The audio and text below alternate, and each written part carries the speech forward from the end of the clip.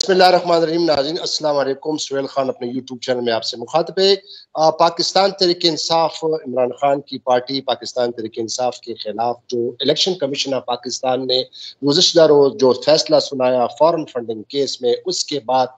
سیاسی ایک ہلچل مچی ہوئی ہے، اور خاص طور پر جو موجودہ حکومت ہے اس کے جو تمام جو 13 پارٹیوں کے جو اتحادی ہیں، اب ان کا یہ کہنا ہے کہ جس طرح الیکشن کمیشن آف پاکستان نے عمران خان کو جھوٹا ثابت کر دیا اور ان کے فارن فنڈنگ کے حوالے سے ان کو جو ممنوع فنڈنگ جو کئی ممالک سے ملی ہے، افراد سے ملی ہے، اس پر اب ایک لیگل بیٹل بھی شروع ہو گئی ہے. پاکستان میں ایک سیاسی جو ہے محاذرائی بھی شروع ہو گئی، اور اب ان کا یہ کہنا ہے کہ جس طرح سابق وزیر اعظم میاں نواز شریف کو سپریم کورٹ آف پاکستان نے مس ڈکلیریشن پر، غلط بیانی پر اور جھوٹے بیانی حلفی پر ان کو لائف ٹائم ڈسکوالیفائی کیا تھا، تو اب عمران خان پر بھی یہ ہوگا. اور ساتھ ہی ساتھ اب یہ بھی خدشہ ظاہر کیا جا رہا ہے کہ پاکستان تحریک انصاف کو فلی طور پر پاکستان میں اس پارٹی کو بین کیا جائے گا. یہ قانونی نکات کیا ہے، فارن فنڈنگ کیا ہے، ممنوع فنڈنگ کیا ہے، اس پر آج ہم تفصیل سے بات کریں گے. سپریم کورٹ آف پاکستان کے بہت ہی بڑے سینئر اور کسی تعارف کے محتاج نہیں، سلمان اکرم راجہ سینئر ایڈوکیٹ ہے. آج ہم ان کے ساتھ بات کریں گے. سلمان اکرم راجہ صاحب، thank you very much for joining me. جی السلام علیکم. السلام. سلمان صاحب یہ بتائیے گا کہ ایک تو یہ تھوڑا سا اس میں یہ بتائیے گا کہ یہ فارن فنڈنگ اور ممنوع فنڈنگ اگر کوئی پارٹی کو ملتی ہے تو وہ کیا اس کے اثرات ہوتے ہیں، لیگل امپلیکیشن اس کی کیا ہوتی ہے، اور آیا اب عمران خان صاحب کے لیے جو سابق وزیر اعظم اور پاکستان تحریک انصاف کے چیئرمین ہیں، اب ان کے لیے کیا خطرہ لاحق ہو سکتا ہے؟ دیکھیے، ممنوع فنڈنگ کا تصور جو ہے وہ پولیٹیکل پارٹیز آرڈر 2002 میں ہے، اس کے بعد الیکشن ایکٹ 2017 میں بھی آیا، لیکن ہمارے لیے جو اب ریلیونٹ ہے وہ 2002 کا پولیٹیکل پارٹیز آرڈر ہے. اس میں یہ لکھا ہے کہ کچھ فنڈنگ ایسی ہے کہ وہ اگر لی جائے تو اس کو ممنوع قرار دیا جائے گا اور وہ ضبط کر لی جائے گی کسی بھی سیاسی جماعت سے. اب جو متن ہے سیکشن 6 اس کی شق 3 کا 2002 کے پولیٹیکل پارٹیز آرڈر کی، وہ ذرا ایک طرح سے غور طلب بھی ہے اور اس میں ابہام بھی ہے. اس میں یہ لکھا ہے کہ کوئی غیر ملکی حکومت اگر آپ کو پیسہ دے، یا آپ کو کوئی کمپنی کا وہ غیر ملکی ہو یا وہ پاکستانی ہو، وہ پیسہ دے، ایسا پیسہ جو ہے یہ ممنوع قرار پائے گا اور یہ پیسہ ضبط کیا جائے گا. لیکن ساتھ ہی یہ درج ہے کہ ایک سیاسی جماعت افراد سے پیسے لے سکتی ہے. اب افراد کے حوالے سے کوئی تشخیص نہیں کی گئی اور کوئی تفریق نہیں کی گئی ملکی افراد یعنی کہ پاکستانی اور غیر پاکستانیوں کے درمیان. یہ تو ہے section 6 sub section 3 political parties order 2002 کا. ساتھ ہی ساتھ 2002 کے قانون میں سیکشن 15 ہے اور سیکشن 2C شق 3 ہے. یہاں یہ کہا گیا کہ کچھ پارٹیاں فورن ایڈڈ پارٹی کہلائیں گی، اور فورن ایڈڈ پارٹی وہ پارٹی ہے جو پھر یہی آ گئی بات کہ غیر ملکی حکومت کسی غیر ملکی سیاسی جماعت یا غیر ملکی افراد سے پیسے لیتی ہے. اب ایک طرف ممنوع فنڈنگ سیکشن 6 سب سیکشن 3 میں افراد سے پیسے لینے پر کوئی پابندی نہیں ہے، لیکن ساتھ ہی سیکشن 2 سب سیکشن 3 شق 3 میں اور سیکشن 15 کے ساتھ جب اس کو ملا کر پڑھیں تو یہ آ گیا کہ غیر ملکیوں سے پیسے لینے والی پارٹی جو ہے وہ فورن ایڈڈ پارٹی ہے اور اس کو تحلیل کیا جا سکتا ہے. تو اب سوال یہ پیدا ہوا کہ اگر کسی سیاسی جماعت نے کسی غیر ملکی شخص سے پیسے لیے ہیں تو پیسے بذات خود تو ممنوع نہیں ہیں، لیکن ان پیسوں کے لینے کی وجہ سے اس کو تحلیل کیا جا سکتا ہے. اب ساتھ ہی آئین ہے جو کہ ہر چیز پر مقدم ہے. آئین کا آرٹیکل 17 یہ کہتا ہے کہ سیاسی جماعت بنانا ایک بنیادی حق ہے پاکستانی شہریوں کا، اور کسی بھی سیاسی جماعت کو اس صورت میں صرف تحلیل کیا جائے گا جب اس کے حوالے سے یہ ثابت ہو جائے کہ وہ پاکستان کی سالمیت یا خود مختاری کے خلاف کام کر رہی ہے. اب جب ہم ان تمام شقوں کو آئین اور پولیٹیکل پارٹیز آرڈر 2002 کی جو شقیں ہیں ان کو اکٹھا پڑھتے ہیں تو یہ صورت سامنے آتی ہے کہ ایک طرف آئین نے تو ایک ہی جواز دیا کسی سیاسی جماعت کو تحلیل کرنے کا کہ وہ ملک کی سالمیت اور خود مختاری کے خلاف کام کر رہی ہو، دوسری جانب سیکشن 15 پولیٹیکل پارٹیز 2002 جو کہ جنرل مشرف نے جاری کیا تھا، یہ کہتی ہے کہ اگر آپ نے کسی غیر ملکی شخص سے پیسے لیے تو آپ کو تحلیل کیا جا سکتا ہے بطور سیاسی جماعت۔ اب ان کو اکٹھے ملا کر پڑھنے کا کیا طریقہ ہے کہ ہم آئین کے تابع رہیں؟ تو میری دانست میں ہمیں یہ کہنا پڑے گا کہ اگر آپ نے کسی غیر ملکی سے پیسے لیے اور ان پیسوں کی وجہ سے آپ پاکستان کی سالمیت اور خود مختاری کے خلاف کام کر رہے ہیں بطور سیاسی جماعت، تو پھر اس سیاسی جماعت کو تحلیل کیا جا سکتا ہے۔ ایسا نہیں ہے کہ آپ نے $50 یا $100 یا 40 کروڑ روپے بھی کسی غیر ملکی سے لے لیے تو بذات خود آپ کو یہ تصور کیا جائے گا کہ آپ پاکستان کے خلاف کام کر رہے ہیں۔ الیکشن کمیشن کا جو فیصلہ آیا اس میں یہ تمام ابہام جو ہیں وہ موجود ہیں۔ اس لیے میری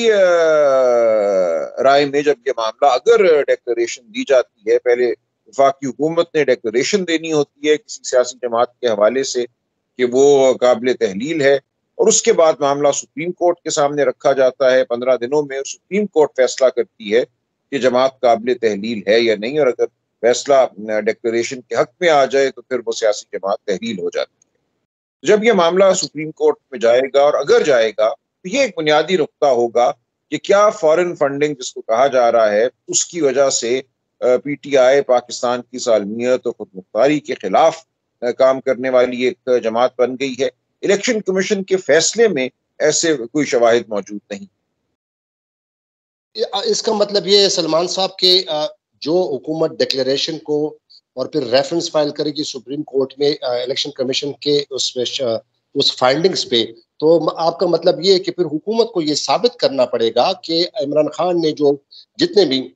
ممنوع فنڈنگ لیے، فارن فنڈنگ لیے، تو اس نے اسٹیٹ کے خلاف، ریاست کے خلاف کیا ایسا کام کیا ہے، اس صورت میں پھر جو ہے اس کی پارٹی بین ہو سکتی ہے، یعنی یہ ثابت کرنا پڑے گا۔ کو ذاتی طور پہ نہیں، پی ٹی آئی کو یہ ثابت کرنا پڑے گا، یا پی ٹی آئی یہ سوال کرے گی کہ بطور جماعت پی ٹی آئی نے ملک کی سالمیت اور خود مختاری کے خلاف کیا کام کیا۔ جی اچھا سلمان صاحب، دوسرا جو اس کا پہلو ہے اور وہ یہ ہے کہ انہوں نے جو کہا کہ جو مس ڈکلیریشن دی ہے عمران خان نے الیکشن کمیشن کو، تو اس کی بنیاد پر پھر اب یہ ایک بحث شروع ہو گئی ہے کہ جس طرح سابق وزیر اعظم میاں محمد نواز شریف کو ان کے جو بیٹے کی جو کمپنی تھی اس سے جو سیلری ان کو ملنی تھی اور وہ انہوں نے وصول نہیں کیے تھے لیکن وہ ریسیویبل تھے، تو اس بنیاد پر ان کو جو ہے لائف ٹائم ڈسکوالیفائی کیا تھا۔ تو اب سوال یہ اٹھتا ہے کہ، اور یہ لوگ اب زیادہ تر کہہ رہے ہیں، خاص کر حکومت یہ کہہ رہی ہے کہ عمران خان کا بھی یہی حال ہے۔ عمران خان نے بھی چونکہ مس ڈکلیریشن دیے، آپ نے 16 اکاؤنٹس نہیں بتائے جو، اور 8 اکاؤنٹس بتائے تھے، مس ڈکلیریشن دیے، تو کیا آپ سمجھتے ہیں کہ عمران خان بھی جو ہے وہ اس طرح کوئی امکان ہے کہ وہ لائف ٹائم ڈسکوالیفائی ہو جائے، سپریم کورٹ اس کو کرے؟ دیکھیے، میری نظر میں یا نواز شریف کو جب نااہل قرار دیا گیا تو ایک غلط فیصلہ تھا۔ جو معیار لگایا گیا یا نواز شریف پر، وہ کسی صورت بھی میری نظر میں کوئی قابل قبول معیار نہیں ہے۔ ایک شخص کو کہا گیا کہ چونکہ تم نے تنخواہ نہیں لی اس لیے یہ تنخواہ جو ہے تمہارا ایک طرح سے حق ہے، اور یہ حق جو ہے تمہارا اثاثہ ہے، اور اس کو تمہارے اثاثوں کی فہرست میں شامل ہونا چاہیے تھا۔ 2006 کا معاملہ تھا، جو چند ماہ یا کچھ عرصہ میاں نواز شریف ایک اپنے بیٹے کی کمپنی کے بورڈ پہ رہے، کوئی تنخواہ نہیں لی، اور 2013 کے الیکشن کے وقت جب نامزدگی کے کاغذات داخل کرائے گئے تو یہ کہا گیا کہ اس وقت ان کاغذات نامزدگی کے ساتھ جو اثاثوں کی فہرست تھی اس میں یہ آنا چاہیے تھا کہ میرا اپنے بیٹے پر ایک کلیم ہے،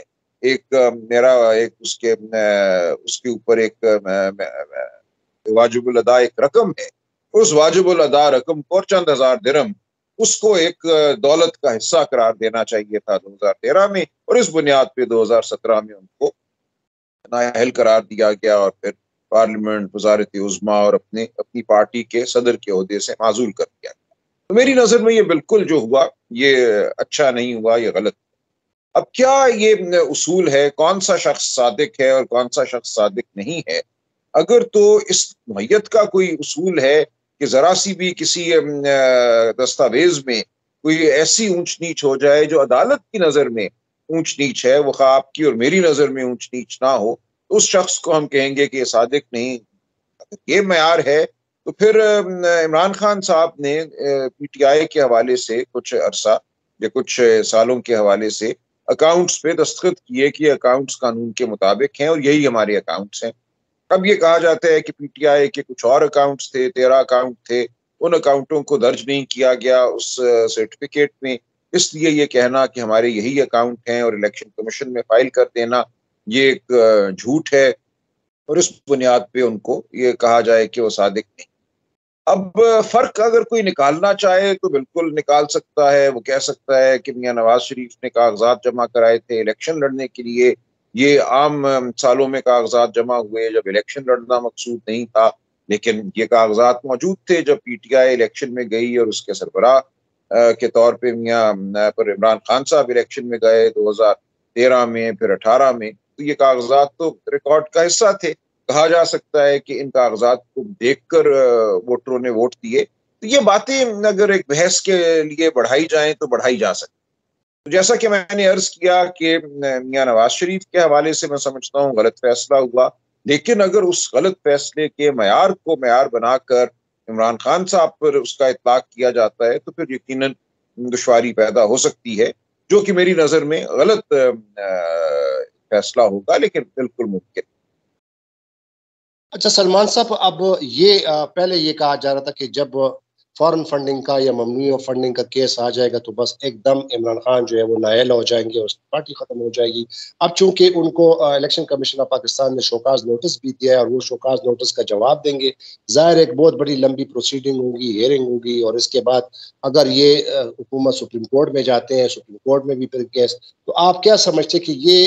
جو جتنا جو پروسیس ہے اور یہ کب تک یہ چلتا رہے گا، یہ اس کو فائنل کب تک ہو جائے گا، اس میں کتنا عرصہ لگ جائے گا؟ دیکھیں، الیکشن کمیشن نے تو شو کاز نوٹس دیا ہے پیسوں کی ضبطگی کے حوالے سے کہ کیوں نہ یہ تمام پیسے جن کو وہ ممنوع فنڈنگ کہہ رہے ہیں یہ ضبط کر لیے جائیں، اور اس حوالے سے بھی میری نظر میں الیکشن کمیشن کے فیصلے میں خاصا جھول ہے۔ بہت ساری رکون کو یکجا کر کے اکٹھا کر کے انہوں نے اس کو ممنوع فنڈنگ کہہ دیا، لیکن بہرحال وہ معاملہ چلتا رہے گا، الیکشن کمیشن کی فیصلہ کرے گا، اس کے خلاف پارٹی جو ہے رٹ پٹیشن کرے گی، رٹ سنی جائے گی، سپریم کورٹ میں جائے گا، لیکن اس کے نتیجے میں تو یہی ہے زیادہ سے زیادہ 40-50 کروڑ 80 کروڑ روپے ضبط ہو جائیں گے، اگر اس پہ سود لگتا ہے تو سود لگا کر۔ اس سے تو سیاست نہ پی ٹی آئی کی ختم ہوتی ہے نہ عمران خان صاحب۔ باقی جو دو معاملات ہیں کہ کیا پارٹی کو تحلیل کرنا ہے، کیا عمران خان صاحب کو قرار دینا ہے کہ وہ صادق نہیں ہیں، اس کے نااہل ہیں، ان معاملات میں بھی وقت تو لگ سکتا ہے، لیکن میری نظر میں ان تمام معاملات کی سوائے اس کے کہ میاں نواز شریف کے فیصلے والا معیار لگا کر عمران خان صاحب کو نااہل قرار دے دیا جائے، تمام باتوں کی بنیاد خاصی کمزور ہے۔ اچھا، تھینک یو سلمان اکرم راجہ صاحب۔ تو جی ناظرین، تو یہ تھا آج کا ہمارا شو۔ اب جس طرح سلمان اکرم راجہ صاحب نے بتایا کہ اس پر کافی وقت بھی لگ سکتا ہے، اور یہ کہ اب کورٹ کے پاس جائے گا، جو انہوں نے کہا، جو مثالیں دی سابق وزیر اعظم میاں محمد نواز شریف کی، اور اب جو ان کا عمران خان کا جو معاملہ ہے، تو اب یہ دیکھنا یہ ہوگا کہ کورٹ کو، خاص طور پر سپریم کورٹ آف پاکستان کو یہ دیکھنا ہوگا، باقاعدہ اس کو بڑی باریکی سے اور تفصیل سے اس کو دیکھیں گے کہ آیا یہ جو پارٹی ان کی بین ہو سکتی ہے یا نہیں ہو سکتی، یا اس کو جرمانہ کیا جا سکتا ہے، یا ان کے فنڈ جو ہے وہ ضبط کنفسکیٹ ہو سکتے ہیں، یا ڈسکوالیفیکیشن کے حوالے سے جو بات آئے گی وہ کلیئر ہو جائے گی، لیکن اس پر لگے گا وقت۔ تو جس طرح سلمان اکرم راجہ صاحب نے کہا کہ یہ اب انہوں نے ساری جو قانونی جو معلومات ہیں ساری جو ہے وہ آپ کے سامنے بتا دیے، تو اب آپ کو پتہ چل گیا ہوگا کہ اب کیا حالات ہوں گے اور کیا سپریم کورٹ کا فیصلہ ہوگا۔ تو ایک اور ویڈیو میں دوبارہ آپ کے سامنے حاضر ہو جائیں گے، تب تک کے لیے اجازت دیجیے، لیکن نئے دیکھنے والوں سے میری التماس ہے کہ میرے اس چینل کو ضرور سبسکرائب کیجیے گا۔ تو خدا حافظ، پاکستان زندہ باد۔